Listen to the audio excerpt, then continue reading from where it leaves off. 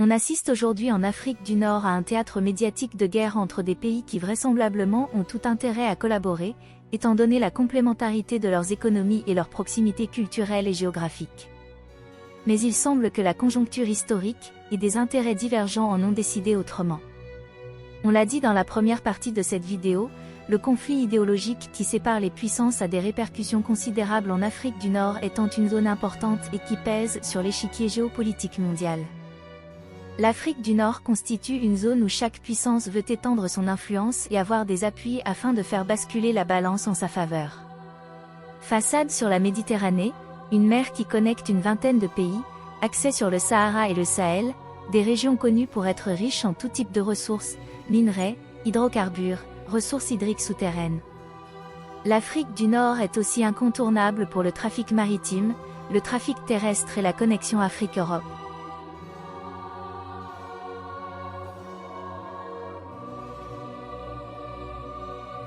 Commençant par la Tunisie où le conflit idéologique semble se jouer à l'intérieur même du système dans une lutte sournoise de lobbying.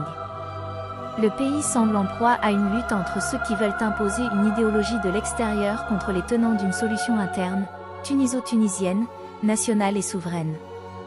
Chaque lobby veut placer le régime qui arrange le mieux ses intérêts, mais voilà, entre les deux, il y a l'intérêt des Tunisiens, la lutte est serrée car déjà affaiblie par les crises écosanitaires. Le pays traverse une période économique difficile. Placé entre le marteau et l'enclume, le pays se cherche au milieu des vacarmes géopolitiques mondiaux. La situation est toutefois moins dramatique par rapport à d'autres pays car la Tunisie, peuple et gouvernement, n'ont d'autre aspiration que celle de vivre en paix, de promouvoir leurs valeurs historiques et de marcher vers le progrès. Construite sur des valeurs et rompue au jeu de la République et de la démocratie, la Tunisie a toujours su faire preuve d'un pragmatisme créatif en politique, ce qui lui permettra une sortie de crise évidente et prochaine.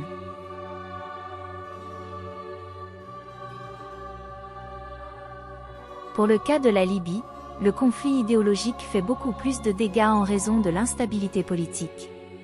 C'est un pays qui tente de se remettre d'une récente agression durant laquelle il a été saigné à blanc.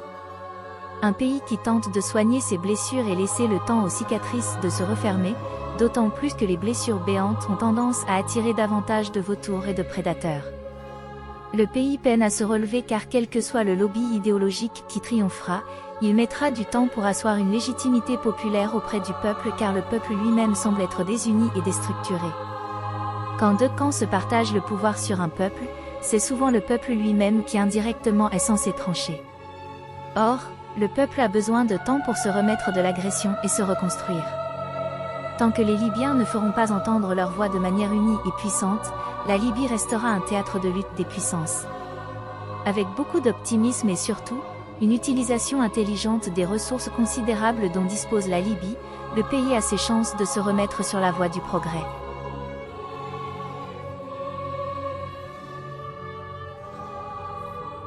Pour le cas du Maroc, le pays est aujourd'hui gouverné par une monarchie vacillante donc de plus en plus belliqueuse et dangereuse. Vacillante en raison du vent de changement qui souffle sur les sociétés du monde et qui accentue la rupture société-gouvernement. Malgré tous les travers d'Internet, nul ne peut nier l'éveil que cette technologie a provoqué dans les sociétés grâce à la facilitation de l'accès au savoir et à la vitesse de circulation de l'information. Étant plus informée, la société marocaine a atteint un niveau d'éveil qui lui permet de remettre en question son système de gouvernance. Beaucoup de nations dans le monde ont opéré des mises à jour de leur régime, ce qui s'est traduit par des renversements, des révolutions, des coups d'État. Le régime marocain en est conscient et a donc anticipé cette vague de protestations, en réorientant l'énergie du peuple et de son armée dans un projet expansionniste qui malheureusement menace la paix régionale et continentale et risque la vie du peuple lui-même. L'approche a déjà été utilisée lors des mouvements de décolonisation à partir des années 1960 en Afrique. Flairant le vent qui devenait mauvais avec une grogne populaire et des tentatives de coup d'État comme celui du palais de Skirat, le Makzen avait riposté par la marche verte pour détourner la force de protestation de l'armée et du peuple vers le Sahara occidental. Beaucoup de Marocains et de Sahraouis périrent pour que la monarchie survive. Comme l'a souligné le démographe Emmanuel Todd, il y a souvent un rapport entre les crises sociales internes et le bellicisme des régimes au pouvoir. C'est la même approche qui se répète aujourd'hui, mais cette fois, elle est plus élaborée car elle s'imbrique dans un jeu plus large. Pour appuyer son plan expansionniste et occuper le peuple et l'armée, le régime marocain compte sur l'appui tactique, militaire et diplomatique d'alliés puissants, en contrepartie d'une vassalité totale et une prise de position radicale dans l'échiquier mondial. Encore et toujours la même recette de la monarchie, dit les trocs contre survie et intérêt. Ni état d'âme, ni noblesse, ni valeur. La monarchie s'est toujours fichue royalement que la région s'embrase ou que son peuple périsse du moment que la monarchie survive, car aucun roi ne souhaite être le dernier de sa lignée. Par ses mouvements, le régime du Maczen tente d'imposer le dossier du Sahara occidental dans l'échiquier géopolitique mondial et la lutte idéologique que se mènent les puissances. Il l'a clairement exprimé, qu'il est du côté de celui qui reconnaîtra sa souveraineté sur le Sahara occidental. Dans ce deal, le Maroc enfreint un principe de base qui figure parmi les verrous pour le maintien de la paix et la stabilité du continent africain. Un principe qui est le fruit de la sagesse des anciens fondateurs de l'Organisation pour l'Unité africaine, qui est devenue aujourd'hui l'Union africaine. C'est le fameux principe d'intangibilité des frontières héritées de la colonisation. En effet, ces derniers avaient anticipé les risques et les menaces qui pesaient et qui pèsent toujours sur l'Afrique. Ils avaient compris que la question des frontières était une boîte de Pandore qu'il ne fallait surtout pas ouvrir au risque de déstabiliser tout le continent, au bonheur bien entendu des anciens colons. Car comme par hasard, ils ne sont jamais loin des zones de conflit. Dans sa politique de maintien et de survie à tout prix, le régime actuel revendique des territoires sur la base de thèses soi-disant historiques, qu'il traduit en quête de souveraineté, de puissance et de développement national dans son discours et sa politique intérieure. Ouvrons une parenthèse sur le dossier du Sahara occidental pour clarifier rapidement le sujet. En 1975, suite aux accords de Madrid, l'Espagne en plein décolonisation a cédé au Maroc et à la Mauritanie respectivement les 2 tiers nord et le tiers sud de l'actuel Sahara occidental en contrepartie de 25% à 30% des richesses de la région. En réalité, l'Espagne a cédé un territoire qu'elle ne pouvait plus garder et assumer en raison de la lutte des autochtones sahraouis, à 2 États qui ne l'ont jamais défendu contrairement au peuple sahraoui dont le sang a nourri cette terre. L'Espagne a délibérément ignoré un principe de base dans les processus de décolonisation adoptés par l'Assemblée des Nations Unies en 1966, à savoir, le droit à l'autodétermination des peuples.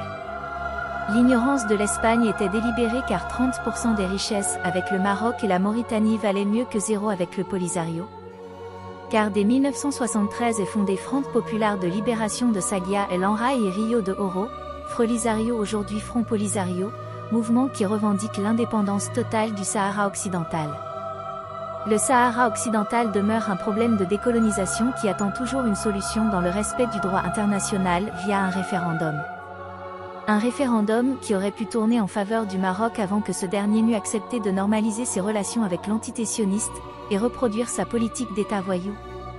Fermons la parenthèse du dossier du Sahara occidental. Ressortir le sujet des frontières et retoucher les cartes relève d'un état d'esprit inconscient et dangereux car s'il venait à se généraliser dans d'autres régions, le monde entier risque de s'embraser et une 3e guerre mondiale serait inévitable. Imaginez si les régimes et les peuples du monde se décidaient de rebattre les cartes et se mettaient à inventer des histoires fantasmatiques en revendiquant des territoires tous azimuts. Rien que dans le Sahel, on aura alors des nostalgiques de la période Songhai, de l'empire du Ghana et du Mali. En Amérique du Sud, de vieux conflits risquent de refaire surface notamment, entre le Pérou, le Chili et la Bolivie, le Mexique revendiquerait alors la Californie, je ne veux même pas imaginer ce qui arrivera en Europe, ainsi, comme une traînée de poudre, un esprit belliqueux et va-t-en-guerre gagnera le monde entier et partout sur la planète des peuples voisins commenceront à se taper dessus. Certains pensent que ça a déjà commencé, à en croire la situation déjà tendue entre le Cameroun et le Nigeria pour la péninsule de Bakassi, entre la Turquie et la Grèce pour l'île de Chypre, à voir les animations, les vidéos et les shorts qui passent en boucle sur les réseaux sociaux, on est tenté de croire qu'il y a bel et bien un esprit belliciste qui souffle sur les peuples du monde en célébrant les cartes d'avant les 2 guerres mondiales. Un lobby pro-guerre semble vouloir embraser le monde et sa carte maîtresse est la révision des frontières et l'exacerbation des sentiments nationalistes.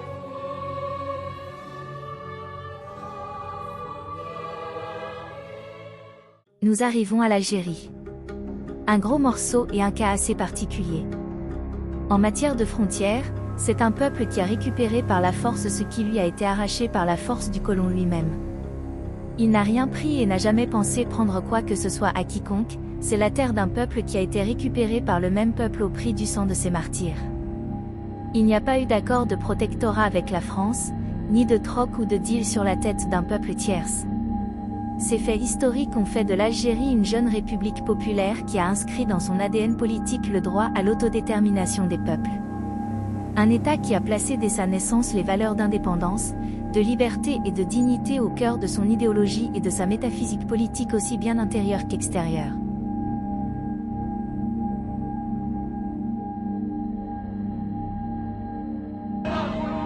Algeria is my country.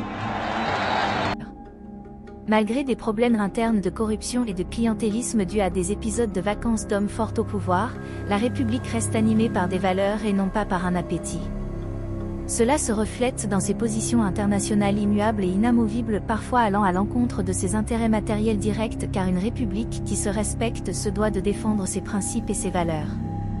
Un vrai État ne se comporte pas comme une girouette que le vent des intérêts fait pivoter à sa guise. Il y a certes des rapports de force et des questions d'intérêt dans tous les pays du monde, mais ceux-ci doivent être tempérés par des valeurs et des principes. Cette constance dans sa doctrine a fait de l'Algérie aujourd'hui un acteur important et reconnu dans le maintien de la paix et de la stabilité de la région et du continent. Néanmoins, ces principes mettent la jeune République dans une situation de tiraillement entre de puissants intérêts divergents et des régimes inconscients qui jouent avec la stabilité de la région pour trouver des solutions à leurs crises internes. Elle est au milieu d'un enjeu stratégique qui sépare les deux blocs, tout en étant impliquée dans le maintien de la stabilité de la région. Travaillant à consolider la cohésion nationale autour d'un projet d'État stable, souverain et économiquement fort, l'Algérie tente de perfectionner son non-alignement basé sur un respect de souveraineté et d'intérêts mutuels, une coopération internationale non discriminatoire, logique et impartiale qui se traduit par des projets d'infrastructure avec la Chine, une coopération énergétique sécuritaire avec les États-Unis, un partenariat militaire et stratégique avec la Russie, une collaboration industrielle et commerciale avec l'Europe et la Turquie. Sur le plan régional africain et maghrébin, l'Algérie cultive un rapport de bon voisinage avec les pays qui se respectent et la respectent et n'hésite pas à le prouver à chaque occasion. Bref, les temps sont troubles, la redistribution des cartes a commencé et va durer au moins 5 ans comme suivant la logique des conflits mondiaux. Entre opportunisme, survivalisme, droiture et résistance, les périodes de paix sont des fenêtres dans l'histoire et le rôle des hommes sages est de les étendre le plus possible. La paix est un état fragile qui nécessite le maintien d'un effort constant de sagesse et de clairvoyance.